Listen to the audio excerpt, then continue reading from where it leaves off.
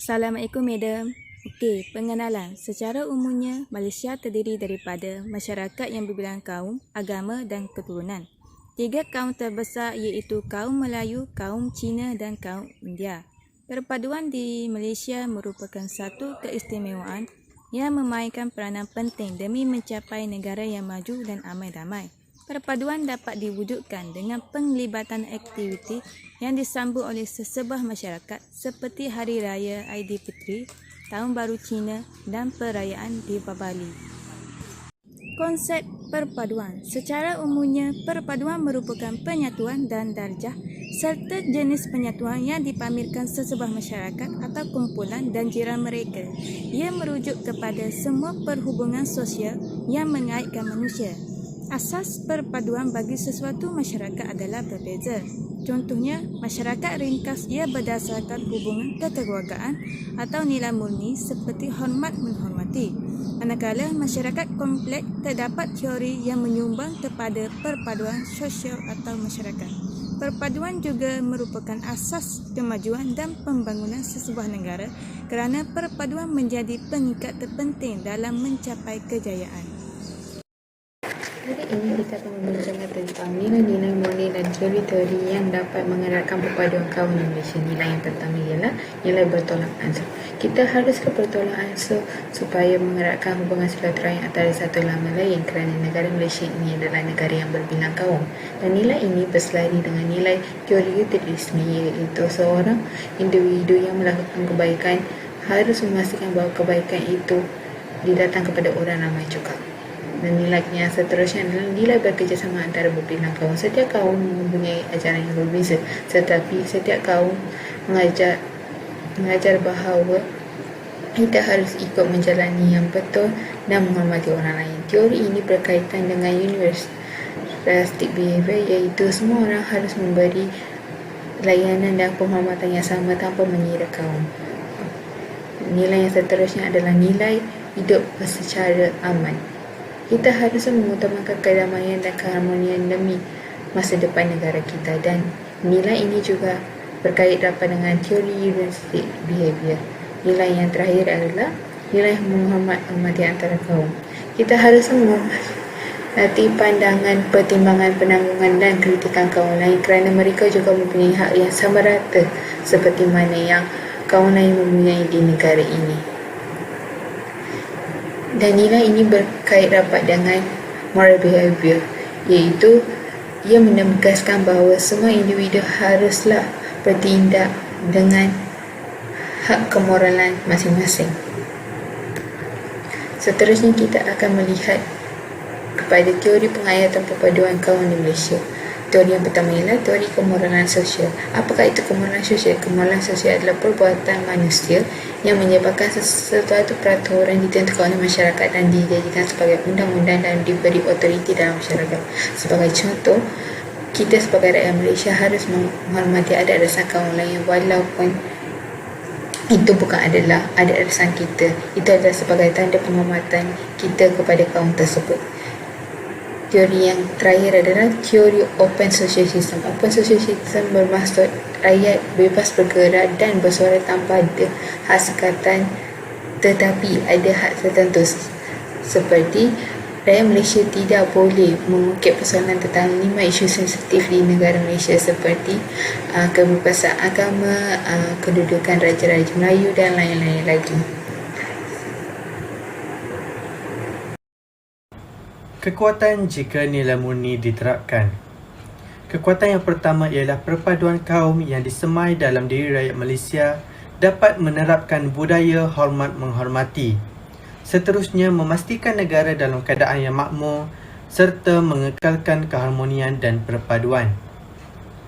Dan kedua ialah memiliki komposisi penduduk yang pelbagai budaya. Ini merupakan satu keistimewaan dan dapat menarik minat pelancong asing.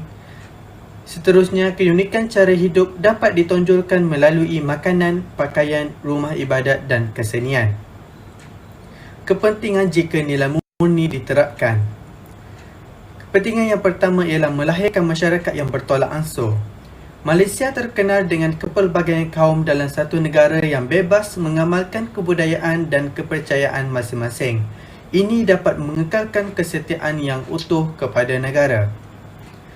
Kepentingan yang kedua ialah melahirkan masyarakat yang harmoni, iaitu dapat menerima satu sama lain tanpa syak wasangka, mengelakkan konflik antara kaum, serta hidup bersatu padu dan saling memerlukan.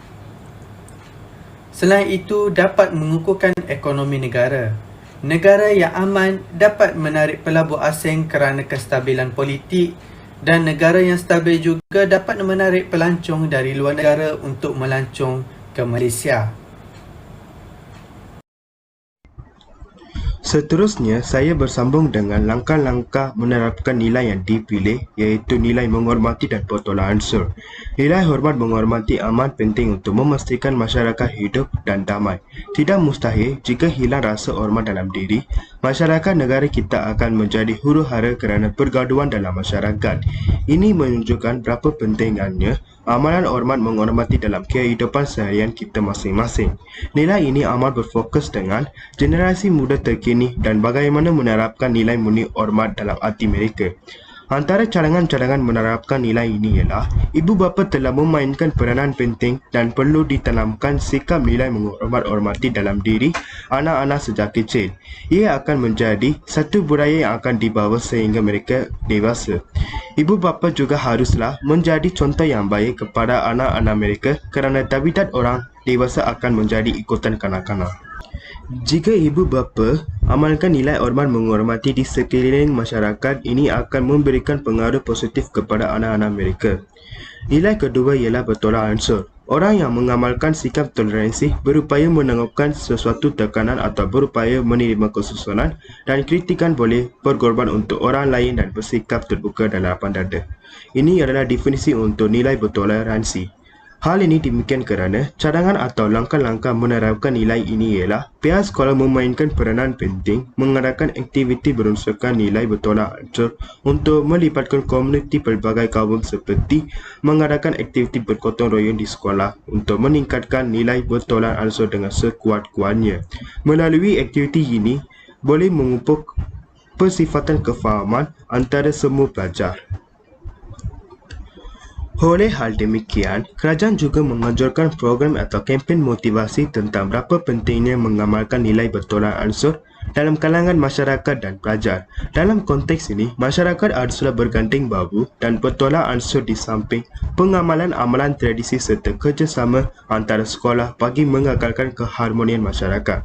Akhirnya, kedua-dua nilai yang grup kami dipilih amat difokuskan kepada generasi muda terkini sebab generasi muda adalah pewaris negara kita masa depan. Kalau kita mula dari kecil, makin perkara itu dipraktikkan dalam umur dewasa.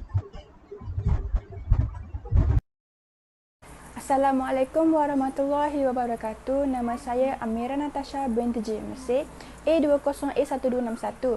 Hari ini saya akan menerangkan tentang contoh sebenar apabila penerapan nilai tersebut dilakukan. Contoh sebenar yang pertama adalah rumah terbuka. Ramai rakyat Malaysia yang masih beranggapan bahawa rumah terbuka adalah untuk orang Melayu sahaja. Tapi sebenarnya, pengadaan majlis rumah terbuka boleh dihadiri oleh semua kaum. Menghadiri majlis rumah terbuka seperti ini, ia dapat lagi mengeratkan hubungan silaturahim. Tambahan lagi, ia juga boleh mengelakkan perselisihan faham antara kaum yang boleh menjejaskan perpaduan kaum. Contoh sebenar perpaduan kaum yang dapat dilihat di Malaysia ialah perpaduan dalam kemerdekaan. Perpaduan dalam komuniti pelbagai kaum sebahagian daripada sejarah dan warisan. Tugas paling mendesak bagi rakyat Malaysia kini adalah agama dan fahaman politik.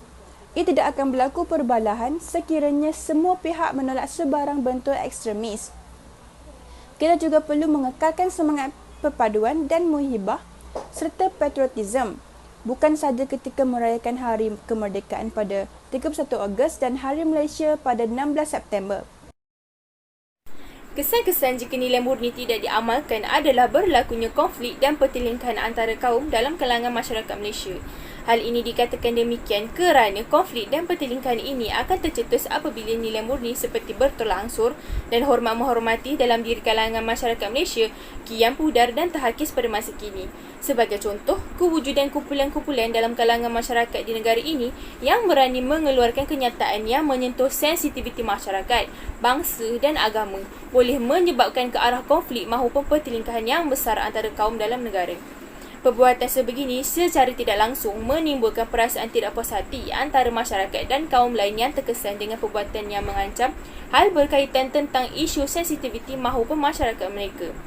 Natijahnya, kepudaran dan kehakisan nilai murni dalam kalangan masyarakat Malaysia sangat memberi impak yang negatif kepada kemakmuran dan kesejahteraan masyarakat Malaysia yang terdiri daripada pelbagai kaum, bangsa dan agama. Kesan-kesan seterusnya yang saya akan terangkan ialah memberi banyak impak negatif antara sesuatu negara dan kehidupan masyarakat. Kehidupan masyarakat tidak sistematik akan memberi nama buruk kepada negara kita berbanding dengan negara lain. Di Malaysia ini ada 3 kaum iaitu Melayu, Cina dan India yang memainkan peranan penting menubuhkan negara Malaysia ini dengan baik dan cemerlang dari segi ekonomi, politik, budaya dan sebagainya. Oleh hal ini demikian, dalam tahun 2021, negara Malaysia menjadi sebuah negara yang terbaik di kategori asal negara dan mempraktikkan hubungan bekerjasama antara negara Singapura, Thailand, China, Korea dan sebagainya. Ini menunjukkan negara kita telah mengamalkan perpaduan kaum nilai murni yang sama rata tanpa mengira bangsa serta menjadi negara disiplin dan mendapat nama baik daripada negara lain bagi meningkatkan kemakmuran dan kegemilangan negara kita. Dalam kehidupan kalangan masyarakat Malaysia, jika tidak mengamalkan nilai-nilai murni itu menjadi satu impak yang besar dalam kehidupan mereka. Sebagai contoh, 3 agama utama yang ada di Malaysia ini tidak mengamalkan amalan bekerjasama dan bertolak ansur antara satu sama lain.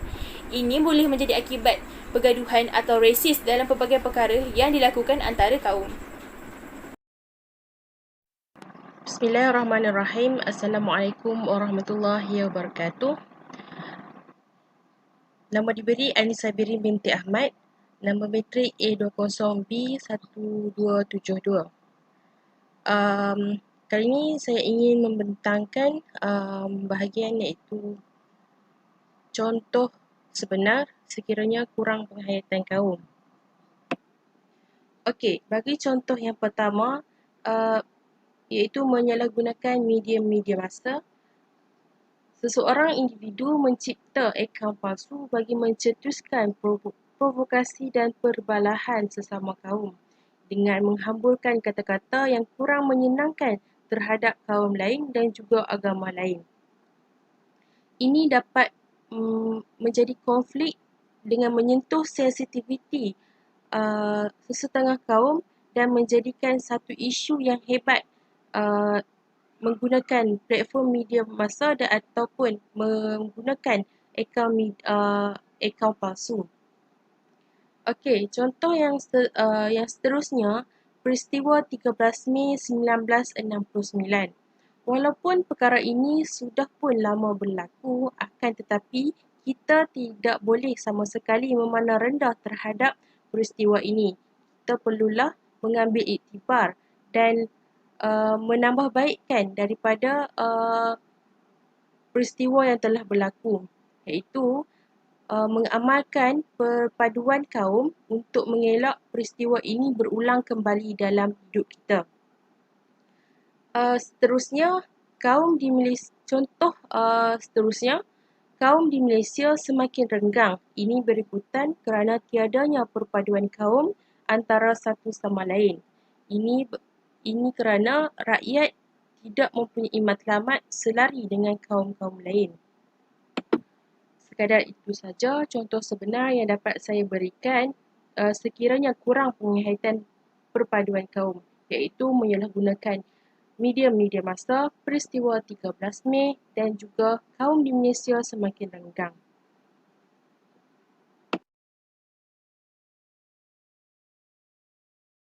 Sebagai kesimpulan, penghayatan nilai murni oleh masyarakat majmuk perlu diteruskan dan dipupuk agar diamalkan bagi memendung serta mengatasi gejala sosial dalam masyarakat hari ini.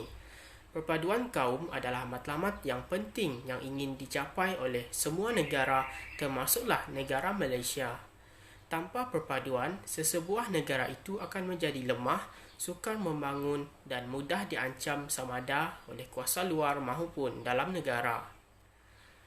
Sebagai contoh, kegiatan kurikulum di sekolah juga mampu memupuk perpaduan kaum dalam kalangan pelajar, guru-guru dan ibu bapa melalui pelbagai aktiviti yang dilakukan di sekolah. Usaha untuk mengukuhkan perpaduan dan integrasi perlu dititik beratkan oleh semua lapisan masyarakat. Dalam masa yang sama, rukun negara harus dilihat sebagai kuasa dalaman yang dapat meningkatkan perpaduan dan semangat patriotik dalam diri rakyat.